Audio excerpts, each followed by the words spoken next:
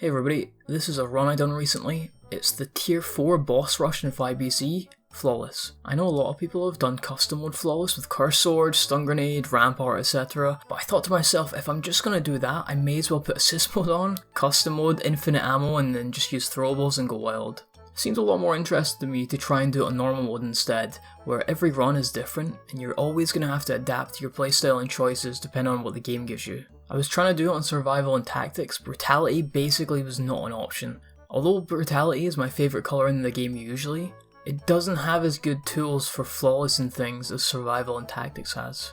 I didn't go in with a plan of getting a specific build or anything, although there are definitely standout items that will help you. However, what items I would usually take were really boss dependent. So in this run, I picked up this specific loadout for two reasons. One, killing deck does a lot of damage to bosses and I have to fight Death, which is a boss that you want dead ASAP. And two, it has a turret deployable, which gives me access to support, and also a way of dealing with Conjunctivius' tentacles. The main dangers of Conjunctivius are her bullet hell phase and the tentacles getting a hit on you. For the bullet hell phase, if you have a way to interrupt her as she starts it, she won't get to do it at all. For the tentacles, I mostly let the turret do the work so I can just focus on dodging as well. Using Armadillo Pack for the bullet hell phase was also an option, but I just decided to go for more damage instead. To highlight how much choice I really had while doing these runs, if I got Mama Tick, for example, I would probably have taken Snake Fangs instead of Killing Deck, and then if I had got Concierge instead, I would have taken Yumi and the ammo mutation. Concierge is really hard to flawless unless you get something to deal with him like Stun Grenade or Gilded Yumi.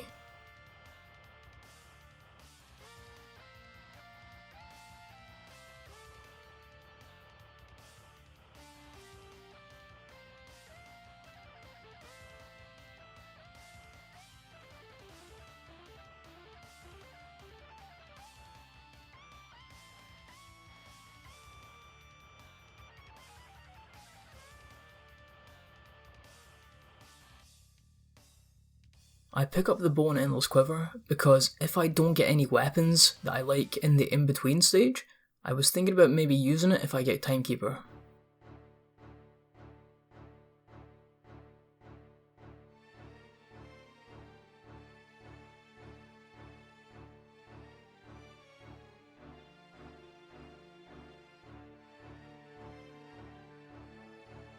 So next up is Death. As I mentioned earlier, you kinda just want to kill Death as quick as you can. If you get unlucky, you can get one of his mini death scythes spawn very close to you and then you can just walk into it. Or if you're jumping up to the ledge above you, sometimes a death scythe can spawn on the ledge and then you're already jumping and then by the time you climb, it's already hit you. To combat any RNG, you basically just want to take the highest DPS weapon and kill him as quickly as possible. What really tripped up my flawless attempts on Death were attack overlaps and move overlaps. So when he would release orbs or he would use a scythe and also the mini scythes would be spinning all at the same time. On the subject of tier 1 boss difficulty, it's interesting.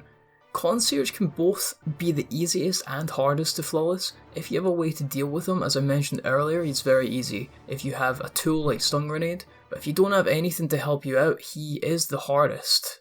Death can also be really easy or hard, it depends how high DPS weapon you have. Mama Tick is probably the easiest overall, and then Conjunctivius is in the middle difficulty, no matter your loadout. So I mentioned that there isn't a specific build that I'm going for, but there are definitely items that I'll be looking out for once I see that the bosses are Giant and Scarecrow. For these two bosses, I'm basically looking to kill them as quick as possible, which might sound obvious, but with Timekeeper and Dracula, that's not really the case. So, to get the highest DPS possible, I'm probably looking for a hold to attack build of some sort. It's a little bit scary re-rolling the weapon shop over and over. If you re-roll past a weapon that you think, oh, I could use that maybe, but then I want better, you might just not get any better and you'll be left with nothing.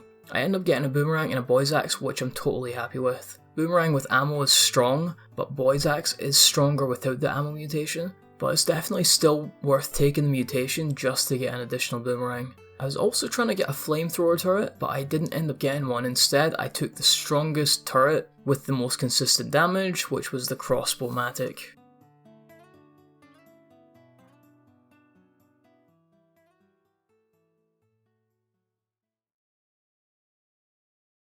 Although my trap will be useless against Giant, I'm confident that I don't need a second DPS skill to kill him. However, the trap will carry me on Scarecrow, so I definitely want to be taking it, and it'll also help me against Queen if I end up getting her.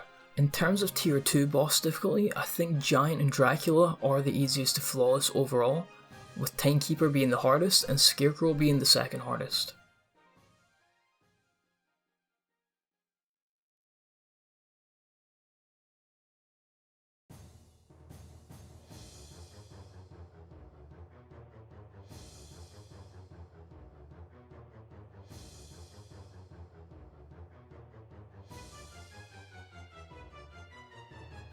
Scarecrow can be a bit weird. He can glitch out a lot, he can start doing moves in the ground that still hit you. The mushrooms can be a little bit RNG when he throws them as well.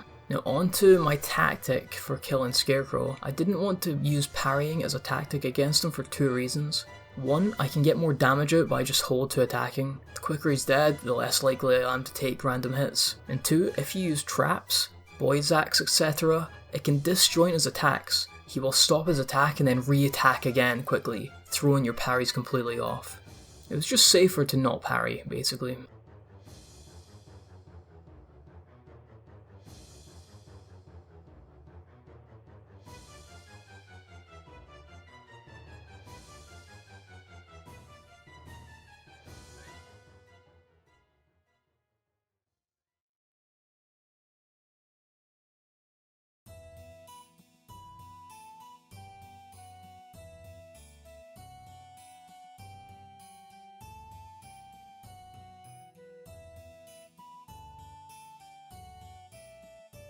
I think I'm pretty happy with this loadout. At this point I just really want a flamethrower turret to get oil synergies so I can try and roll root and oil synergies on my weapons. I end up not finding a flamethrower turret, but I do roll Trail of Flames, so now I can do oil synergy without a flamethrower turret. Even my crossbow-matic has oil synergy.